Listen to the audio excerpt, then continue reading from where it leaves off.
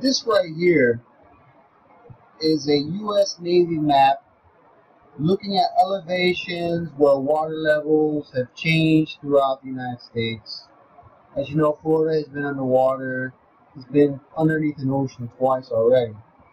So this area in southern Florida will be gone once these ice caps melt completely out, which could be a lot sooner than expected. For example, the El Nino is stronger than it's ever been, and we have these storms. They don't want to go over California so much. Where the storms are going, El Nino is pushing these storms out over to the Arctic. So you have these hot-induced hurricanes sending all this hot moisture up to the Arctic. So the Arctic is melting like crazy right now. And you're going to see lots of islands just disappear right off the map.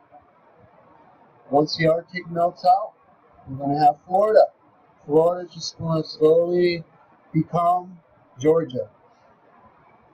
You're going to have ice caps melting from Canada, and then that's going to dump itself into the Great Lakes. The Great Lakes is going to get overrun, and it's going to make the Mississippi like an ocean.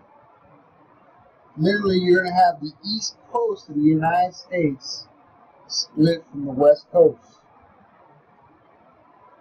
And we see all this craziness going on. They want to get rid of coal. Okay, that's cool. I can see where you're going. Coal's kind of dirty. It has some sulfur in there and some metals that are mixed in when it's used in these coal factories. Yeah, coal is bad, right? But you know what's even worse than coal? It's nuclear. Now, one nuclear reactor needs 1 million gallons of water per minute to stay cool. What do you think happens when you have 500 nuclear reactors around the world, not including all the nuclear subs? What do you think happens when they all use 500 million gallons a minute? Number one, it's going to be sterilizing all that water. So everything that's in that water becomes dead. Then it's going to heat up that water, right? So we've been doing that for the past 70 years. And as you know, there's a big push by the big gov and the bankers that run them. They want to go nuclear. And Obama wants to have this nuclear renaissance, right? And yeah, they want to shut down all these coal stations. But it's the nuclear, folks, that's heating up this water. Nobody mentions Fukushima, right? You're not going to hear that in the mainstream news. Unless it's like, nuclear is good for you and thank you for Fukushima. It's like in culture say, it's like a vaccine.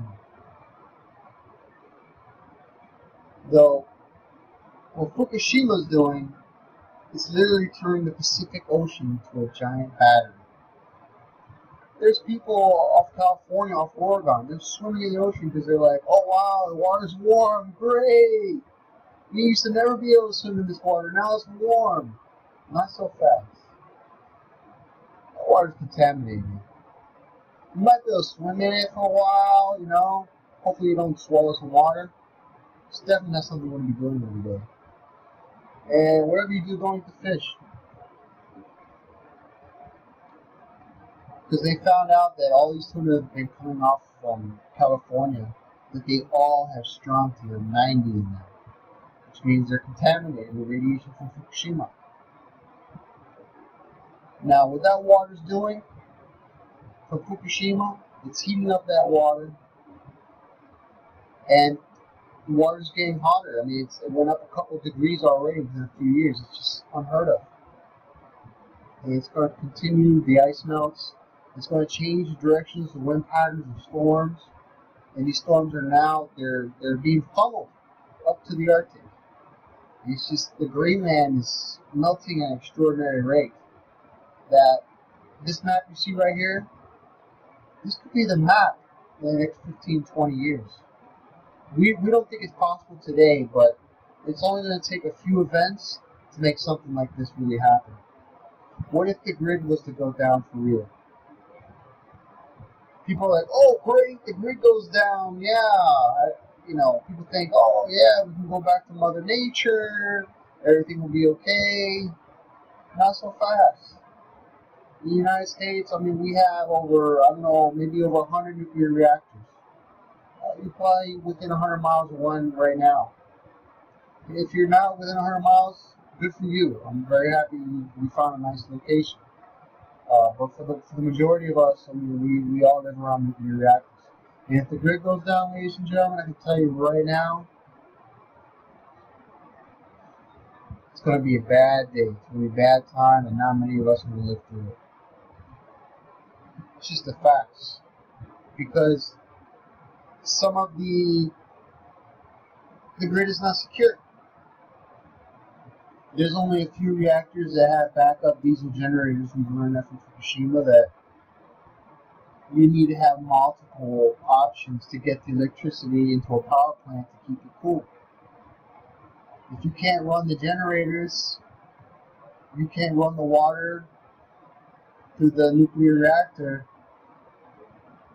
it's going to explode. It's going to get too hot. And when they explode, what do? They release tons of radiation into the air.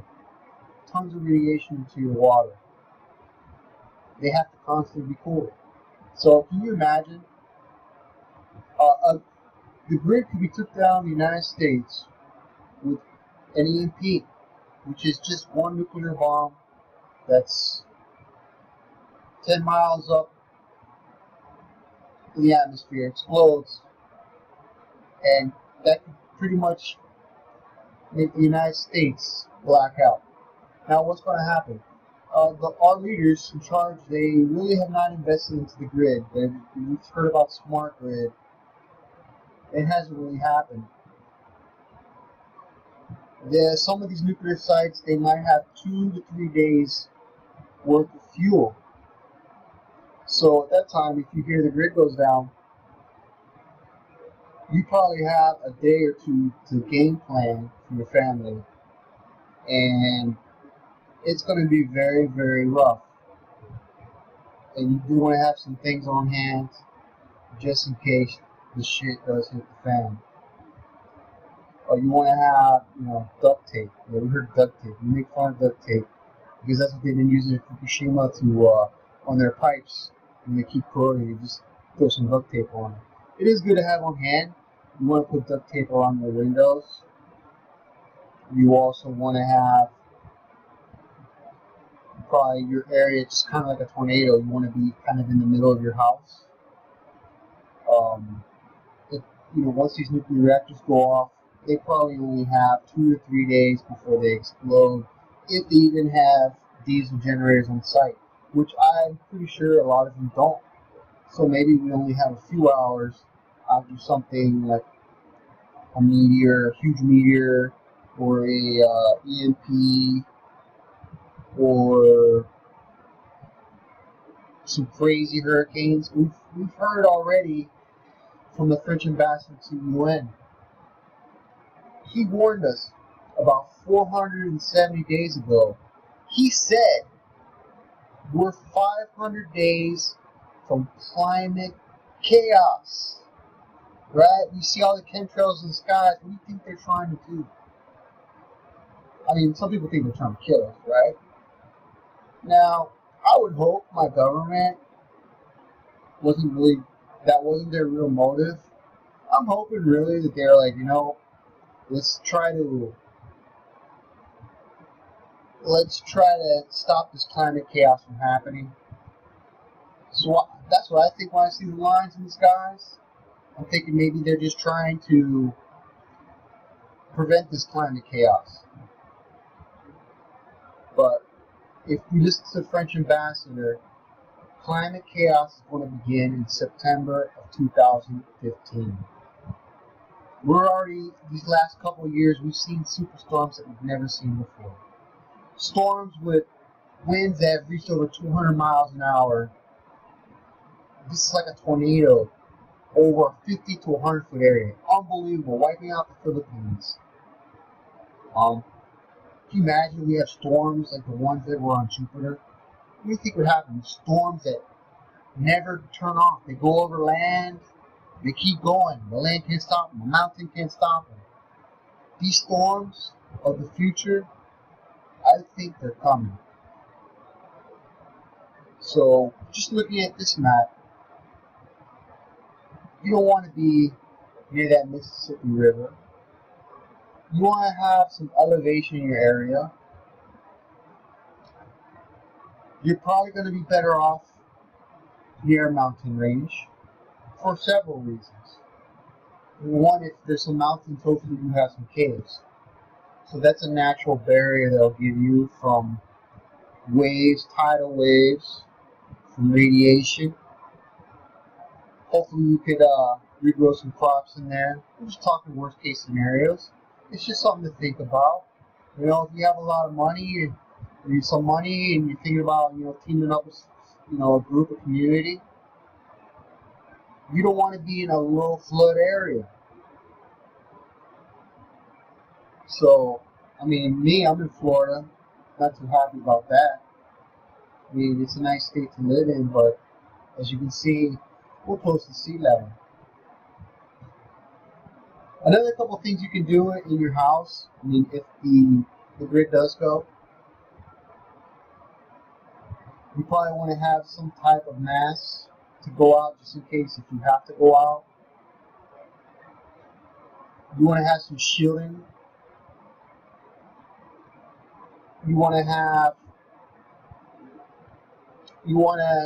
like I said, you want to limit yourself if you do go outside because the sky is going to be totally contaminated.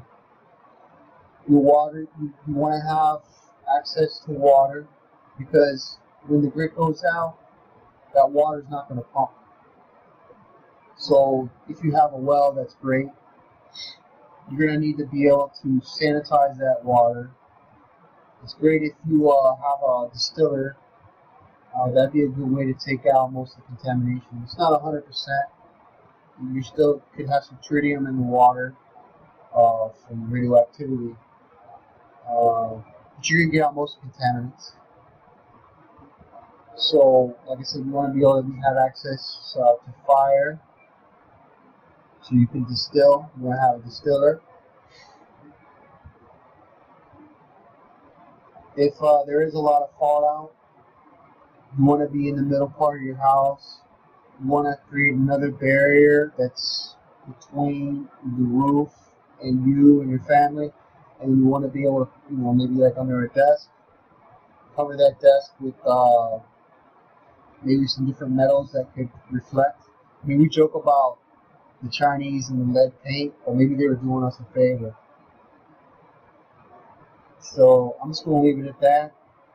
I know it's kind of all over the place with this video, but I saw this map and I was like, you know, this is something that people should think about when they, you know, they look at where they are in the country and have a backup plan.